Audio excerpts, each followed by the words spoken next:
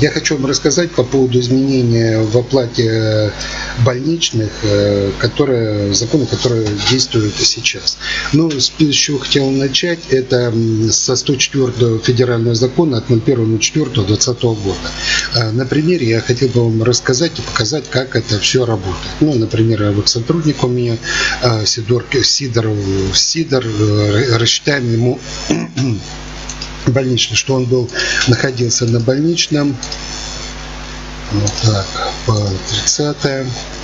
Сделаем расчет и посмотрим, что у нас получилось. Так, получилось у нас следующее, что сотрудник у меня принят только с марта этого года, нет у него заработка в 2018-2019 году, и, соответственно, база у него 0. И исходя дневной из МРОТ, который считается МРОТ, умноженный на 24 месяца, делить на 730 дней, получается в день 398 рублей. Теперь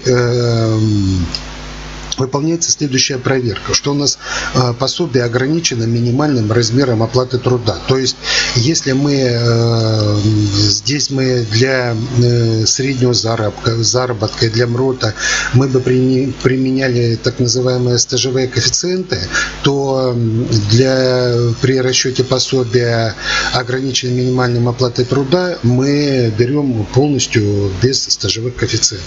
И считается, так, МРОТ делится на количество дней в месяц. Если это за апрель, это 30 дней. Если это за май, то это будет, соответственно, 31 день. И это значение умножается на количество дней. То есть, вот если посмотреть, это у нас бы было рассчитан бы больничный по-старому, то вот этот будет больничный у нас уже рассчитан по-новому. Как вы видите, намного больше получается, чем было по-старому. Вот. И также хотел обратить внимание по поводу больничных по коронавирусу. Порядок оплаты следующий, что страхователь передает ФСС реестр сотрудников 65+, с кодом 03 карантин. Кто работает удаленно, тому оплата больничных, соответственно, не положена. Сотрудник нужно предупредить о соблюдении режима самоизоляции. ФСС направляет данные в медучреждение, там формирует ЛНН, передает его ФСС, и ФСС оплачивает. Такой вот порядок. Что именно сделали разработчики Камен, давайте посмотрим. То есть расчет зарплаты, расчет времени, создать.